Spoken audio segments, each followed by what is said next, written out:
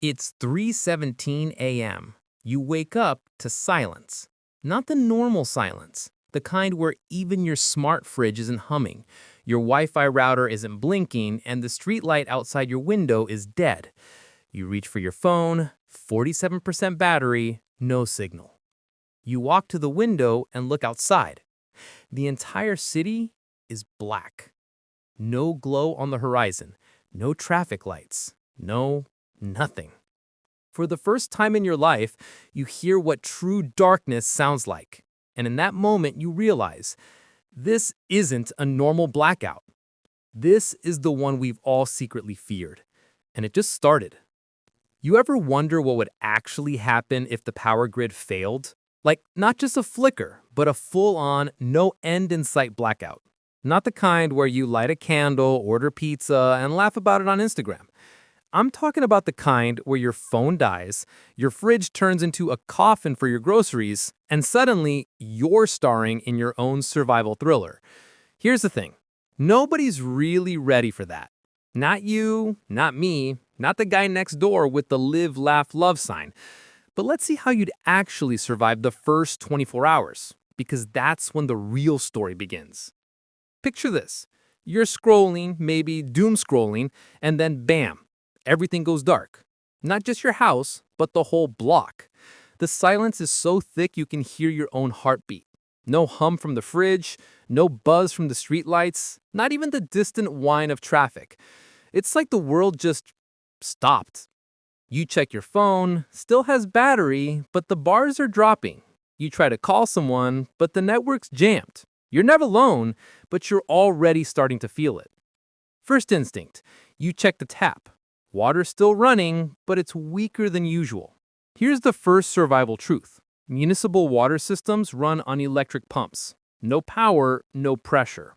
You've got maybe a few hours before the flow slows to a dribble, then nothing. So what do?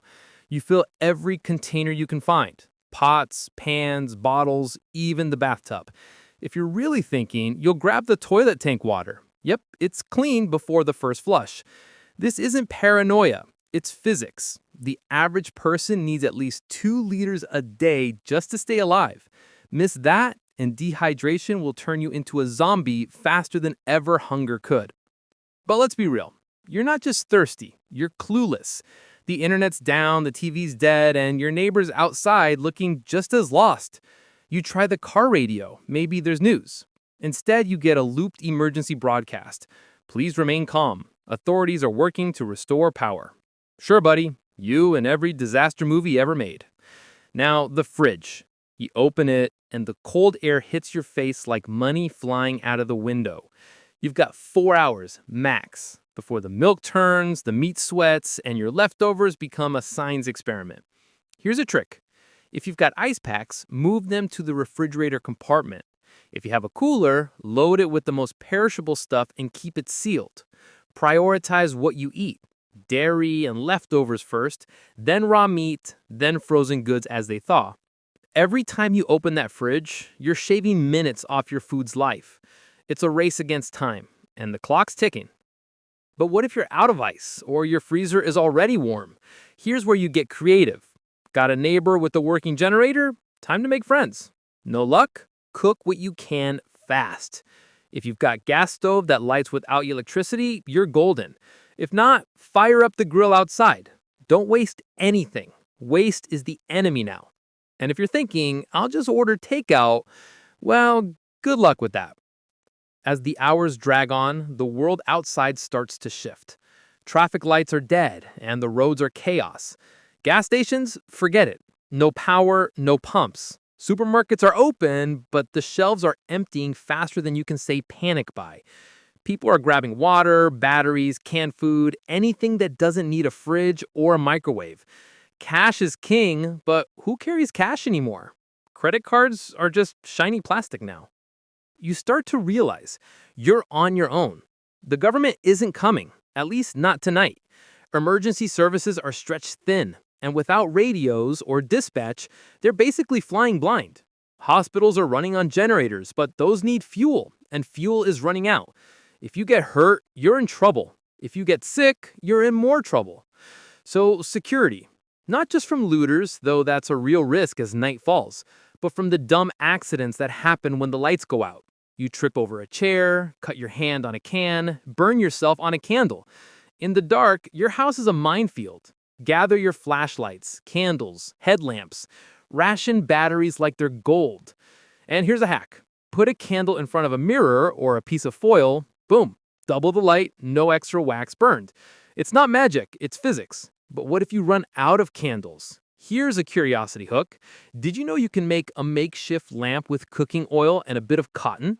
Pour oil into a jar, stick in a twisted paper towel or a shoelace as a wick, and light it up. It's not pretty, but it'll keep the darkness at bay. Just don't burn the house down, because a fire and a blackout is a one-way ticket to disaster. Night falls and the real test begins. Darkness isn't just the absence of light, it's the presence of fear. Every sound is amplified. Every shadow is a threat. You hear footsteps outside, or maybe it's just the wind. You lock your doors, check your windows, wish you had a dog. Sleep? Good luck. The house is too quiet, too hot, or too cold, depending on the season. Without fans or AC, the air is thick and still. You sweat, you shiver, you lie awake listening to your own heartbeat. You think about the food spoiling in the fridge, the water running out, the batteries dying. You wonder how long this will last. Listen closely after midnight. First it's silence, then distant shouting, then a car alarm that no one bothers to turn off, then glass breaking 3 streets away. Then dogs start howling in waves, like they know something we don't. And finally, the sound that your brain will never unhear, a single shotgun echoing across the neighborhood, followed by dead quiet again. That's the soundtrack of day 1 turning into day 2. By morning, the novelty is gone. The fridge is warm, the milk is sour, the meat is starting to smell. You cook what you can, maybe on a barbecue grill outside. Breakfast at room temperature tastes like defeat. Here's a survival method. If you have to eat food that's starting to spoil, cook it thoroughly. Heat kills most bacteria, and while it won't make rotten food safe, it can buy you a little time. Trust your nose, your eyes, your instincts. If it smells off, looks off, or feels slimy, don't risk it. Food poisoning is a luxury you can't afford. Tomorrow morning, thousands will make the same deadly mistake. They'll open their warm freezer, see everything still half frozen, and think, I've got time. Then they'll close it again and lose everything by evening. Rule: once the freezer hits above -10 degrees Celsius, you have a cook everything party that same day. Invite neighbors. Eat like kings for 24 hours. Because day-old thawed chicken in 30-degree heat breeds bacteria faster than you can imagine. The 12-hour mark, when reality actually hits. You've been awake all night, eyes burning, mouth dry. You step outside for the first time since it went dark. The street looks post-apocalyptic. Abandoned cars with doors open, a dog barking nonstop 3 houses down, someone shouting in the distance. You smell smoke. Someone's already burning furniture to stay warm, even though it's only been half a day. A guy walks past carrying a full shopping cart. At 3 in the afternoon, no one stops him. You catch your reflection in a car window. You look like you've aged 5 years overnight. This is the moment most people break. The moment they realize help isn't running late. Help might never come. But this is also the moment the survivors are born. Now, hygiene.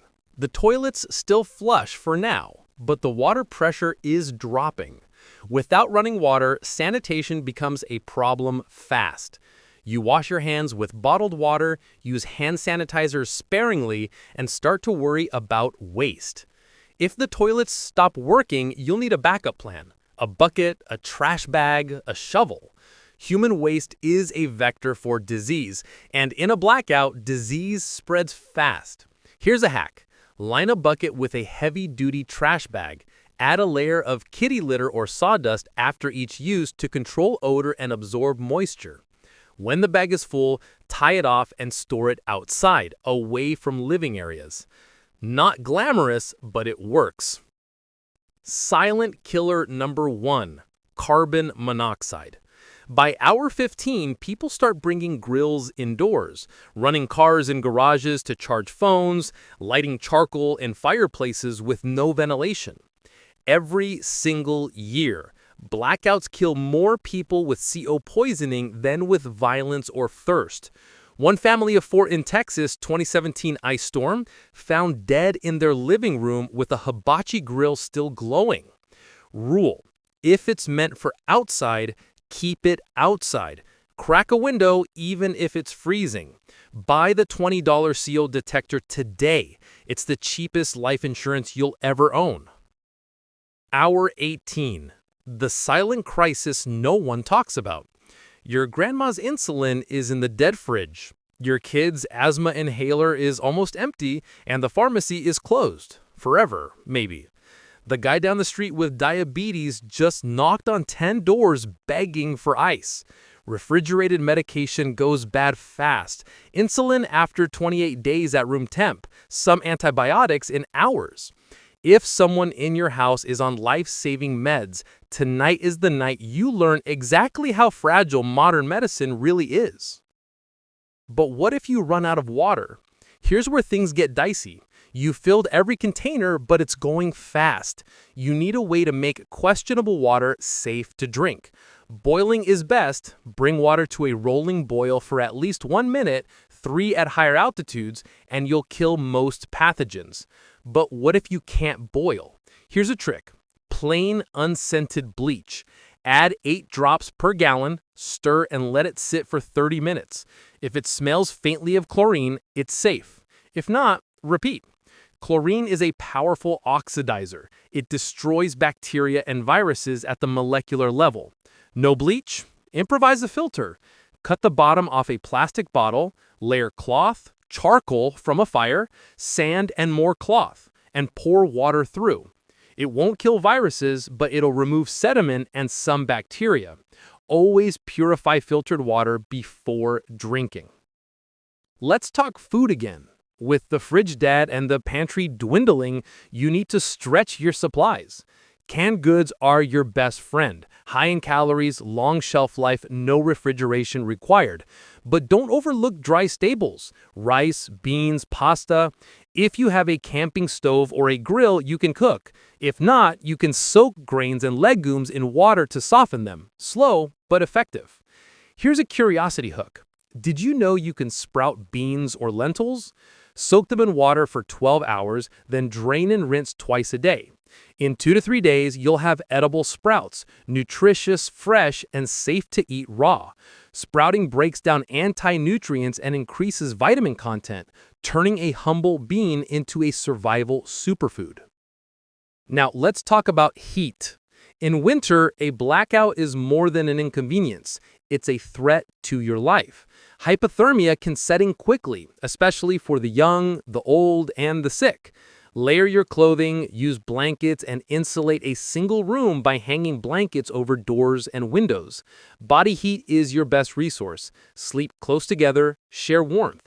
If you have a fireplace or wood stove, use it, but be careful. Carbon monoxide is a silent killer. Never use outdoor grills or camp stoves indoors. If you're desperate, you can make a candle heater using a clay pot, a metal tray, and a few tea lights. Place the candles on the tray, invert the pot over them, and the pot will radiate heat. It won't warm a whole house, but it can take the edge off in a small space. But what if it's summer? Now the problem is the opposite: heat stroke. Without AC or fans, your home can become an oven. Close curtains during the day, open windows at night, and stay hydrated. Wet a towel and drape it over your neck or wrists. Evaporative cooling can lower your body temperature. Avoid strenuous activity and check on vulnerable neighbors. Communication. With the grid down, your smartphone is a paperweight. But if you have a battery-powered or hand-crank radio, you can still receive emergency broadcasts. Ham radios are even better. If you're licensed and equipped, you can communicate with others, share information, coordinate aid. In a blackout, information is as valuable as food or water. Security again. As the blackout drags on, desperation grows. Most people are good, but fear and hunger can turn anyone into a threat. Keep your doors and windows locked, stay alert, and avoid drawing attention to your supplies. If you have neighbors you trust, band together. There's safety in numbers. Here's a psychological insight. In a crisis, your greatest asset is your mindset. Panic is contagious, but so is calm. If you stay focused, resourceful, and adaptable, you'll inspire others to do the same. Leadership isn't about barking orders. It's about setting an example, keeping your head, and making decisions based on facts, not fear. As the hours tick by, you start to see the world differently. The things you took for granted, light, heat, water, food, are now precious, fragile, finite. You learn to appreciate the small victories, a hot meal, a clean glass of water, a quiet moment of rest. You realize that survival isn't about heroics or brute strength. It's about preparation, knowledge, and the will to keep going. You also start to notice the cracks in the system. The stores are empty, the gas stations are closed, the hospitals are overwhelmed, the social contract is fraying, and the old rules don't apply. You see people helping each other, sharing what little they have. You also see people hoarding, fighting, stealing. Crisis reveals character, for better or worse. You remember the stories: hurricanes, earthquakes, wars. You realize that civilization is a thin veneer, easily stripped away. But you also see resilience, ingenuity, kindness. People adapt, improvise, survive. You start to believe that you can too. As the second night falls, you settle into a new routine. You eat by candlelight, talk with your family, listen to the silence. You make plans for tomorrow: how to find more water, how to cook without power, how to stay safe. You know the power might come back, or it might not. You're ready for either. But what if it doesn't? What if this is just the beginning? Here's the real question. Are you ready for day 2, when the world outside gets hungrier, angrier, and more desperate? When rumors start to spread, and the thin line between order and chaos begins to blur? That's when the real survival game begins. 72 hours from now, the water towers will be empty. The last corner store will be looted bare. The police radios will go silent. And the people who seemed perfectly normal yesterday will be standing in your driveway asking for food with the look in their eyes you've never seen before. But here's the truth nobody wants to say out loud. Most people reading this right now will still do nothing tonight. They'll finish the video, say, "That was crazy," and go to sleep. The ones who fill 3 bottles of water, charge every power bank, and move their meds to a cooler with ice, those are the ones I'll see on the other side. So pause this video right now. Go fill a bottle, just one. Because when the lights go out for real, the difference between "oh shit" and "I got this" is decided by what you do in the next 10 minutes. I'll see you on day 3, if you make it. Like if you're filling a bottle right now. Subscribe if you want to know exactly what happens when the grocery stores stay empty and the taps stay dry.